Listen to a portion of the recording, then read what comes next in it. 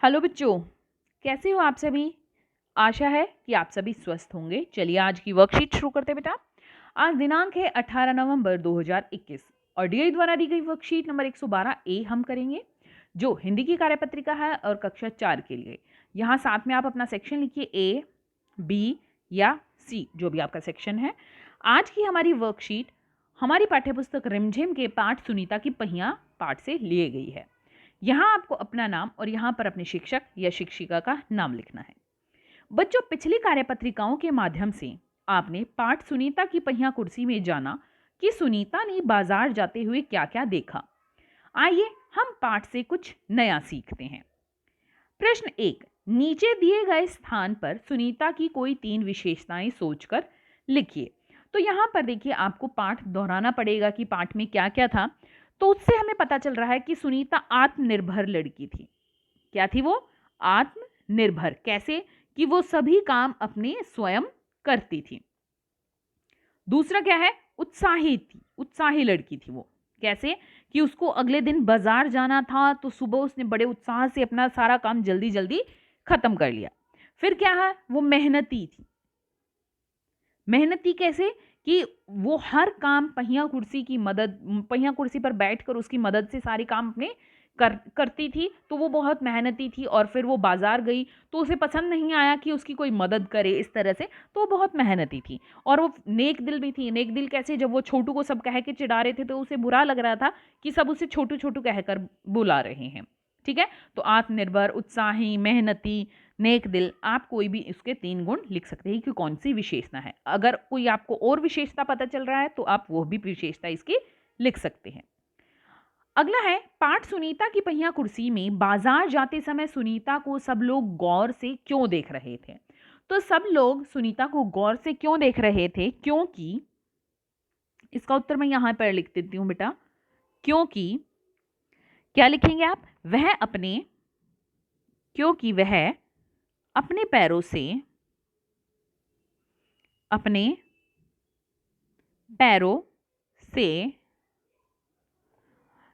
चलने में असमर्थ थी। ठीक है, इतना भी लिख सकते हैं, असमर्थ थी। और चलने फिरने और पहिया कुर्सी, और क्या लिखेंगे आप? पहिया कुर्सी और पहिया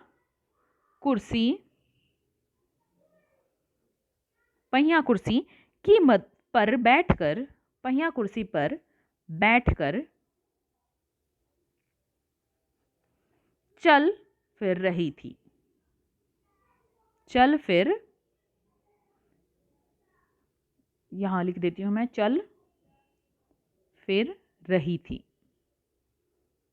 ठीक है, तो आपको ये उत्तर लिखना है, क्योंकि वह अपने पैरों से चलने में असमर्थ थी और पहिया कुर्सी पर बैठकर चल फिर रही थी।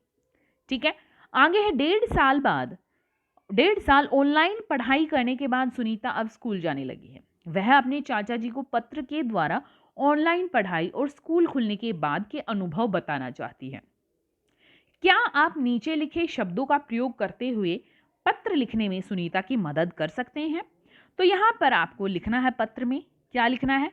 जैसे यहां पर आपको एड्रेस लिखना है कि कौन सी जगह पर आपको पत्र भेजना है।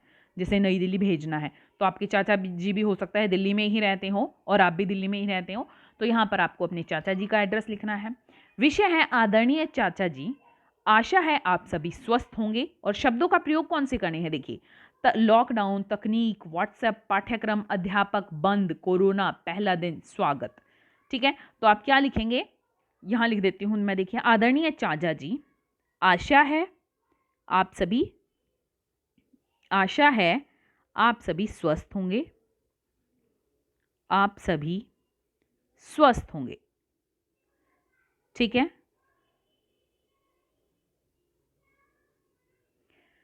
आगे यहां पर आप लिखेंगे 1.5 साल बाद।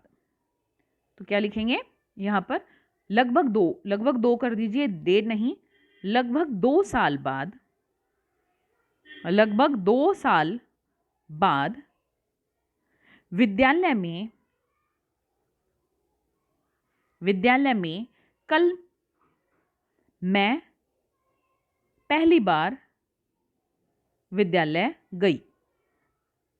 क्या है? 2 साल बाद विद्यालय में कल पहली बार गई। ठीक है, कि कल मैं पहली बार विद्यालय गई थी। ठीक है, और क्या करेंगे कि मेरे अध्यापिका या अध्यापक ने हमारा बहुत अच्छे से स्वागत कराया।